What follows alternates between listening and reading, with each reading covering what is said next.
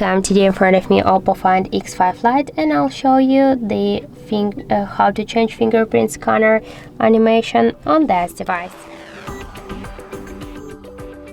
So now we can see this miracle circles here, and if you want to change this animation, we should first open the settings and scroll down to password and security.